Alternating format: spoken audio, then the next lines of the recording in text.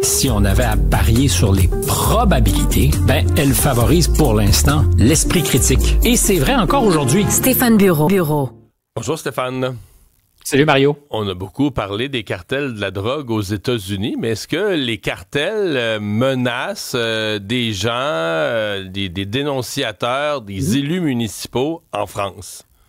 Et pas que des élus municipaux, des magistrats aussi. Je te donnerai les détails de l'histoire qui nous anime aujourd'hui, mais une simple statistique.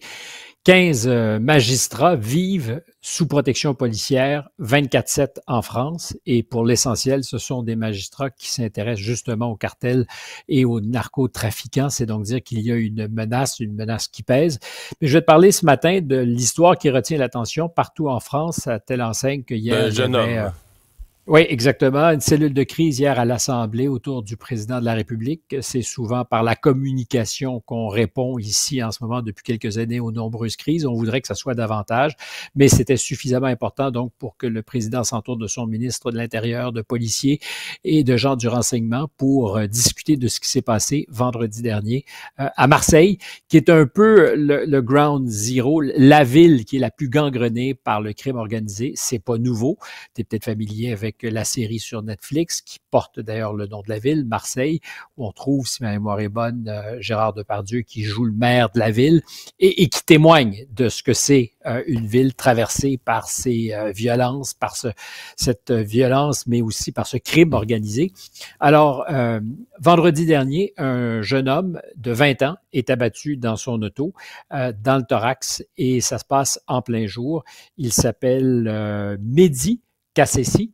Son frère, c'est là que l'histoire devient intéressante, est un jeune homme de 22 ans, politicien, écologiste, qui, depuis quelques années, depuis 2020, livre un combat sur la place publique aux grands cartels et aux narcotrafiquants, parce que un autre de ses frères avait été trouvé mort abattu, le corps brûlé dans sa voiture en 2020.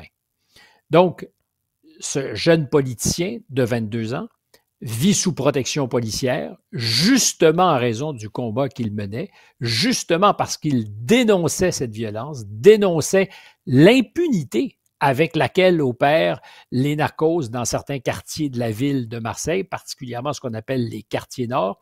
Il est sous protection policière parce qu'on savait que sa vie était en danger, mais on ne soupçonnait pas que la vie de ses proches, de tous ses proches, était aussi en danger.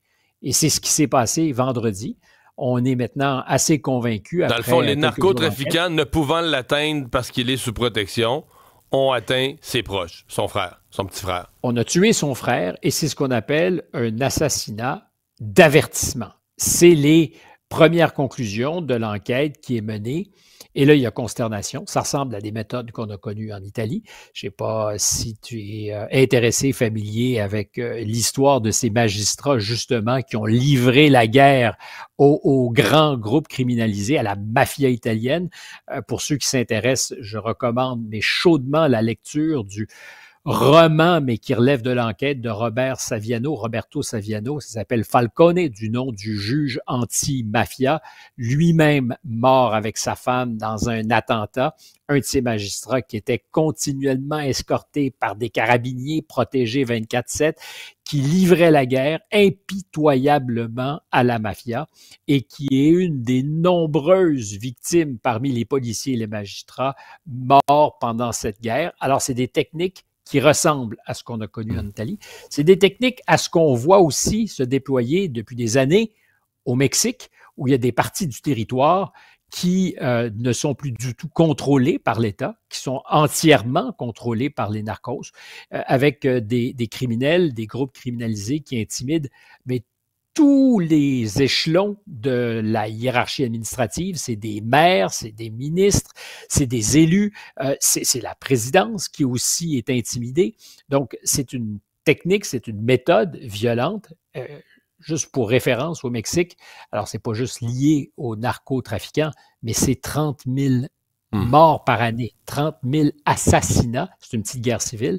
Et on a l'impression qu'en France, on est en train de mexicaniser la vie publique avec une demande de certains élus que l'état d'urgence soit déclaré.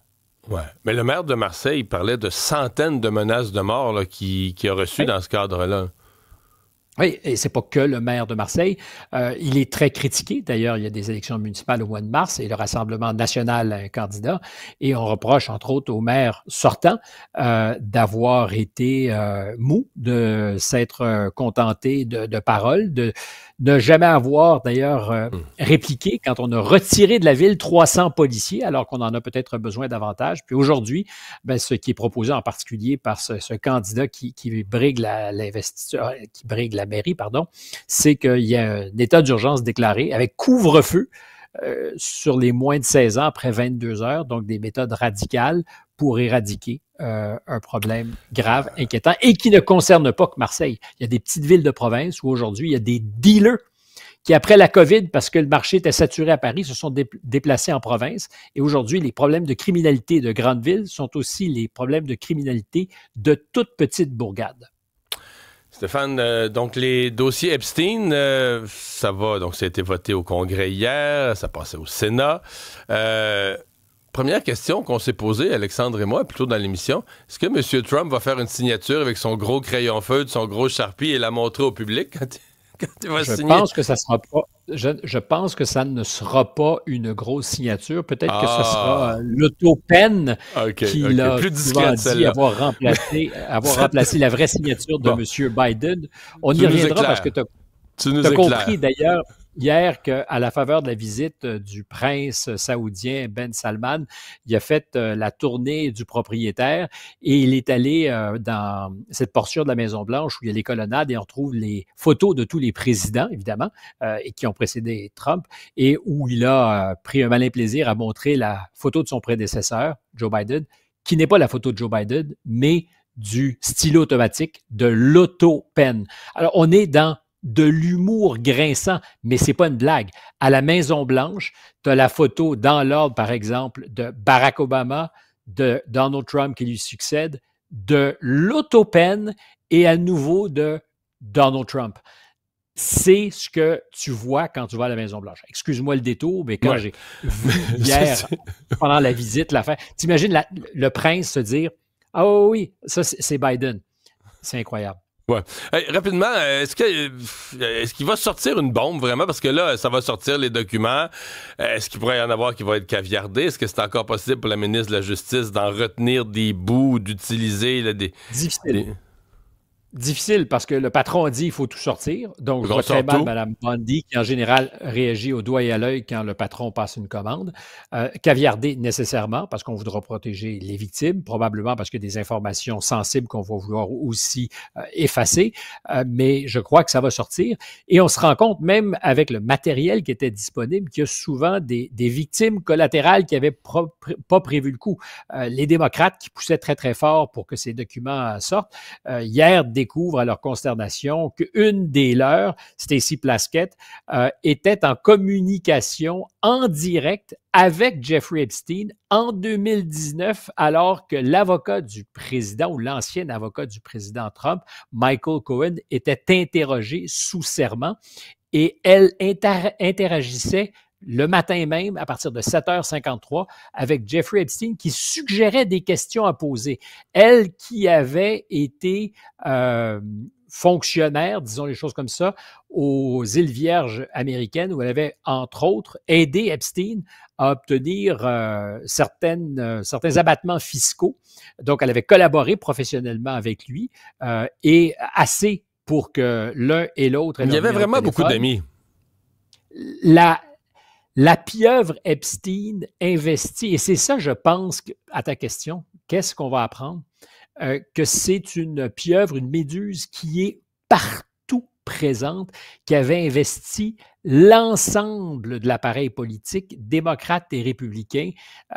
Alors, on peut évidemment dire il y a rien derrière tout ça. Epstein n'était qu'un personnage qui avait fait fortune de façon mystérieuse, mais qui n'avait pas tant d'influence. Et tu te rends compte, quand tu grattes, qu'il est partout. Je te racontais l'affaire de Khashoggi hier, celui qui avait servi d'intermédiaire entre Reagan et les Iraniens pour vendre des armes. L'oncle de M. Khashoggi qui a été tué sur commande du prince Ben Salman. Ben, c'est la même... Epstein était son conseiller financier. Epstein, il est partout. Et c'est ce que je pense qu'on va découvrir au cours des prochains jours ou prochaines semaines. Est-ce que ça pourrait faire sauter, d'abord la question, est-ce que ça pourrait faire sauter des gens? Bien, je ne suis pas en mesure de te répondre, sinon que je ne pense pas que Mme Plaskett, représentante aujourd'hui, démocrate au Congrès, imaginait qu'elle allait se retrouver sous les feux de la rampe parce qu'il y avait dans les dossiers des preuves qui montraient qu'elle était en communication directe avec M. Epstein en 2019, alors qu'elle interrogeait, elle, Michael Cohen, l'avocat, ex-avocat du président Trump. C'est pas nécessairement sympathique. Tu viens de mentionner au passage Jamal Khashoggi, journaliste qui a été tué dans l'ambassade en Turquie. Oui, au consulat de Turquie, M. Trump a pris une défense sans précédent, disant que Khashoggi, c'est un gars que le monde n'aimait pas. Puis on ne sait pas ce qui est arrivé. Puis Mohammed Ben Salman, le prince saoudien, a absolument rien à voir avec ça. D'ailleurs, c'est fake news d'ABC. Quand on a posé la question, c'était effectivement ce que tu viens d'écrire, président Trump qui se porte à la défense du prince, alors que les services de renseignement américains ont clairement montré du doigt la responsabilité du prince Ben Salman dans la commandite de cet assassinat politique, disons-le. Question est posée, c'est inévitable.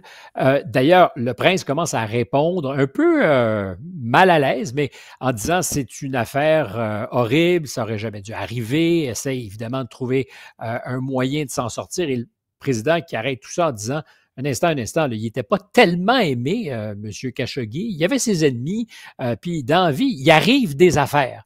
Et surtout, dit à la journaliste, c'est une question qu'on ne pose pas. C'est de la grande visite qui vient me voir. On ne veut pas embarrasser notre hôte.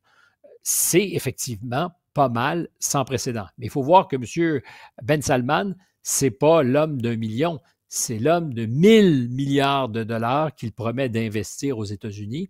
Je pense que le jour même, les Suisses venaient de se réhabiliter aux États-Unis, sinon à Washington, dans le bureau du président, en donnant une Rolex et un lingot d'or. Ben, M. Ben Salman, lui, quand il vient, c'est avec beaucoup d'argent promis, parce que 1000 milliards, c'est plus que le fonds souverain saoudien, le plus riche au monde, en a en caisse. Mais ça a un peu lubrifié la relation. M. Trump était content. Il a raison, évidemment. C'est beaucoup d'argent qui va être investi. Le jour même où M. Carney s'en va, lui, dans l'autre république très riche de la région, les Émirats arabes unis, aujourd'hui même. On aura peut-être l'occasion de s'en reparler. Merci, Stéphane.